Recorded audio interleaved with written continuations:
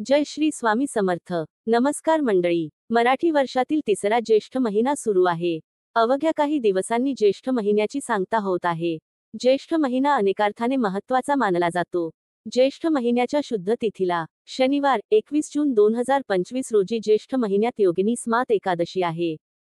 तर रविवार 22 जून 2025 रोजी ज्येष्ठ भागवत एकादशी आहे.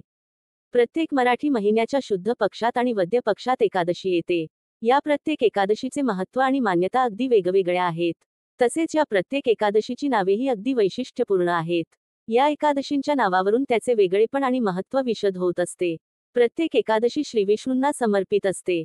एकादशीला श्रीविष्णूंच्या पूजनाने, भजनाने आणि उपासनेने जीवनातील विघ्न दूर होतात. सुख, शांतता, समृद्धी येते, असेही सांगितले जाते. योगिनी एकादशी व्रत पूजनाची सोपी पद्धत.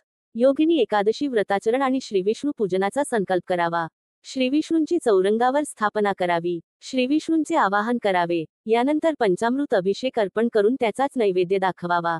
मुख्य अभिषेक करावा. अभिषेक झाल्यानंतर वस्त्र, गंध, अक्षता, तुळशीची पाने, फुले, फळे श्रीविष्णूंना अर्पण करावीत. धूप, दीप आणि नैवेद्य दाखवून श्रीविष्णूंची आरती करावी. यानंतर मनापासून नमस्कार करून सर्वांना प्रसादाचे वाटप करावे. शक्य असल्यास विष्णू सहस्रनामाचे पठण करावे. यथाशक्ती दान करावे. आपापले कुळाचार, कुळधर्म, परंपरा यानुसार पूजन करावे. षोडशोपचार पूजा शक्य नसेल तर पंचोपचार पूजा करावी. आपापले कुळाचार, कुळधर्म, परंपरा पाळून एकादशी व्रताचरण करावे. अशी करा योगिनी एकादशी व्रताची सांगता. योगिनी एकादशीला जागरण करून भजन, कीर्तनात रात्र जागवावी, असे सांगितले जाते. एकादशीचे व्रत आचरणाऱ्यांना मनात कोणत्याही प्रकारचा संशय ठेवू नये. व्रतदिनी केवळ फलाहार घ्यावा. ज्यांना केवळ फलाहार करणे शक्य नाही, त्यांनी सात्विक आहार घ्यावा. शक्यतो कांदा, लसूणयुक्त उग्र पदार्थ खाणे टाळावे. एकादशी दिनी केलेल्या व्रतानंतर दुसऱ्या दिवशी उठून स्नानादिक कार्य आटोपल्यानंतर की एकादशी व्रत सांगतेचा संकल्प करून तो पूर्ण करावा. यावेळी श्रीविष्णूंची मनोभावे पूजा करावी. व्रताच्या यशस्वीतेसाठी श्रीविष्णूंचे आभार मानावेत. व्रत आचरण काळात कोणाबाबतही अपशब्द बोलू नयेत.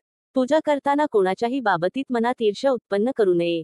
तसेच व्रताचरण करताना अनावधानाने झालेल्या चुकांबाबत श्रीविष्णूंकडे क्षमायाचना करावी. योगिनी एकादशी व्रतामुळे या व्रतामुळे सर्व प्रकारचा उपद्रव नाहीसा होतो आणि आयुष्यात आनंद मिळतो. योगिनी एकादशी व्रत केल्यास समृद्धी प्राप्त होते. हे व्रत केल्याने सर्व प्रकारचे यश मिळते. असे म्हणतात की या व्रताच्या परिणामामुळे एखाद्याकडून मिळालेल्या शापातून मुक्तता मिळते, अशी लोकमान्यता असल्याचे सांगितले जाते. असेच नवनवीन व्हिडिओ पाहण्यासाठी चॅनलला सबस्क्राईब करायला विसरू नका.